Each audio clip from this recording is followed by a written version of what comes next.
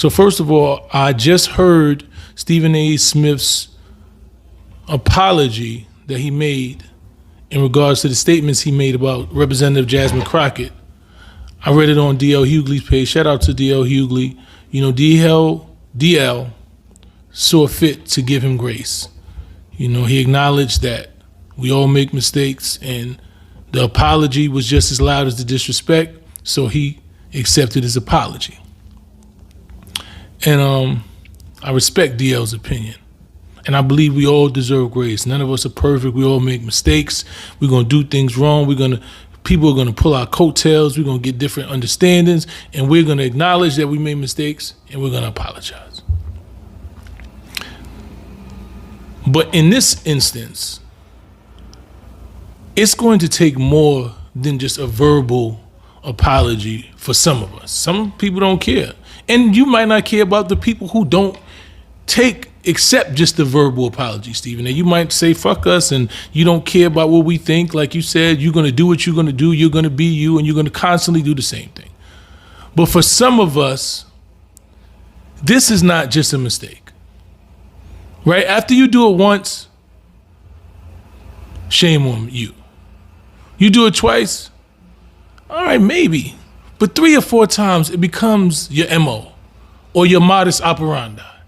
It becomes something that you actually do. So just giving a verbal apology doesn't feel the same. It doesn't feel genuine, right? Because a lot of people might have took the apology when you did the same thing to Kyrie Irving. Right, when you utilized your voice, and Kyrie was going through a very crucial time in his career, and he was going through, and you were the biggest black voice that utilized his platform every day to tear the man down when he was fighting for his career and his life. And you used your big platform to do the same exact thing, constantly calling him names and disrespecting him until somebody had to pull you to the side and say, hey, boy is dealing with a lot right now. You know, he's young, he's dealing with a lot. He don't need you, that's somebody that comes from where we come from, to pile on to what he's already dealing with. And then you came back and you said that you heard that and they told you that and you apologized. It wasn't until Kenny Smith placed that call to me that I had to look at myself differently, because he reminded me of those numerous people that raised Kyrie.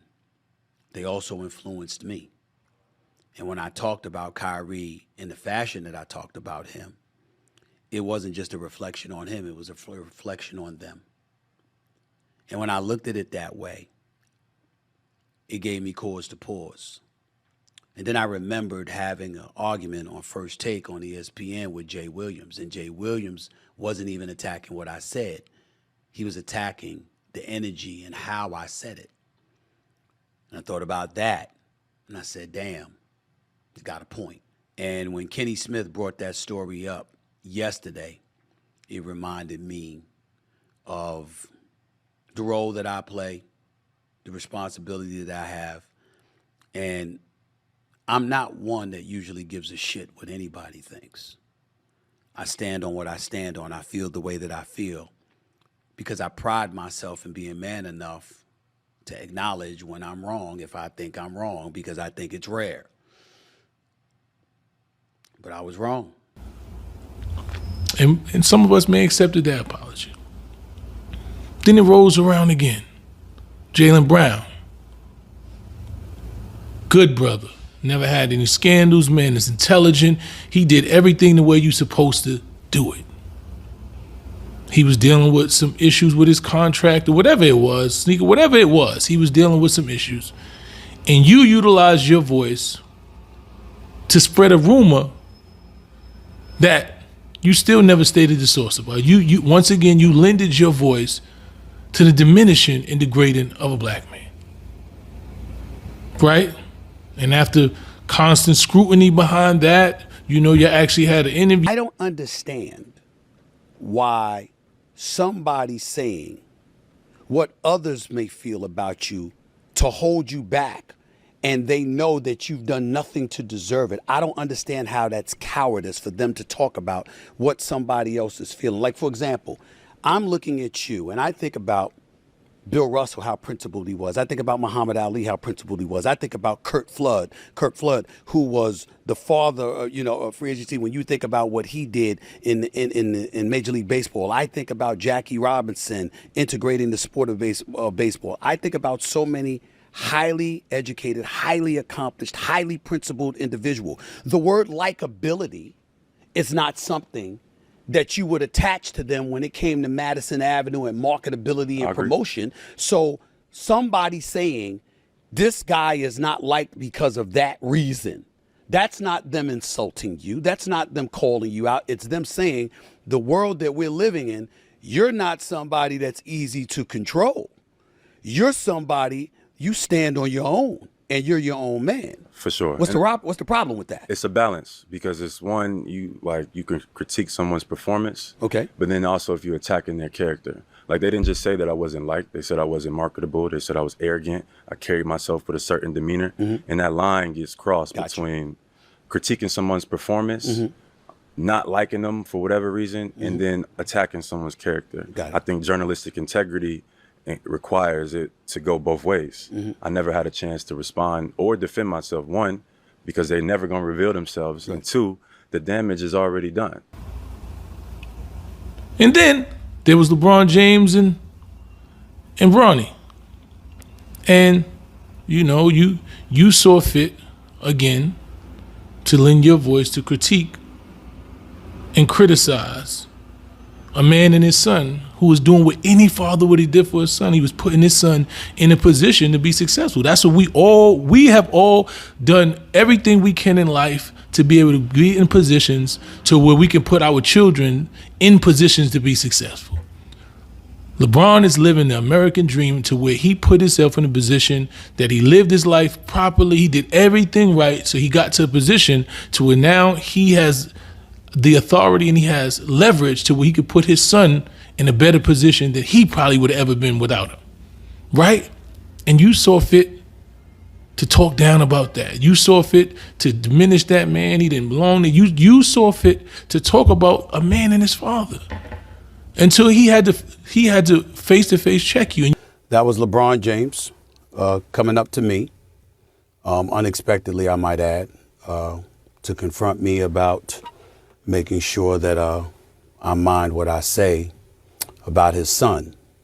Can't repeat the words because they ain't suited for FCC airwaves. That's what he was doing. Once again, you utilized and lended your voice to the diminishing of another black person.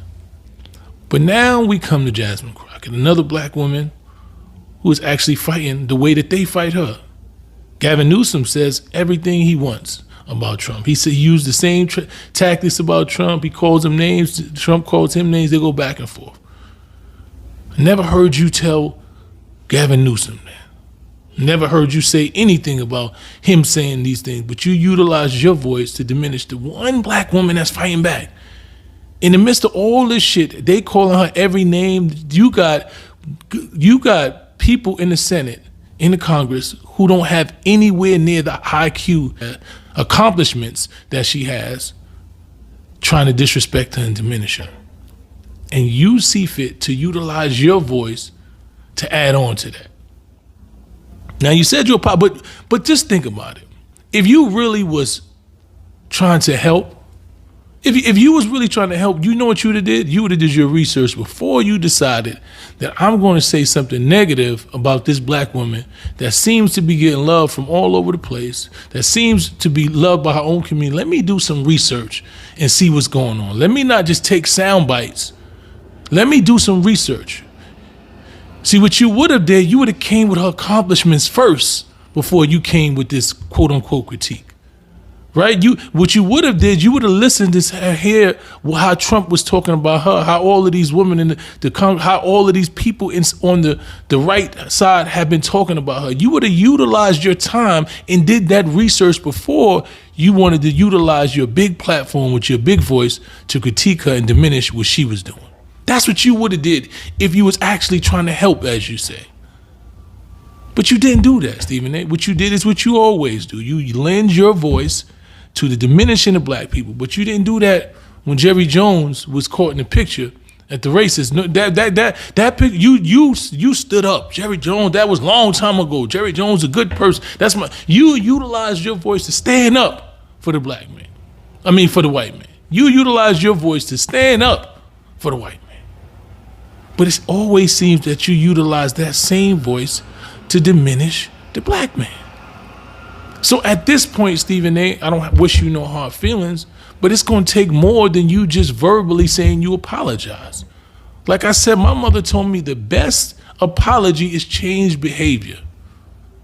So for me, until you start doing things that show that you actually understand and you actually apologize and you actually feel some level of sorrow for what you did, you feel apologetic for what you did, then we don't have to just accept that apology on face value, because you've done nothing to prove that you actually are sorry.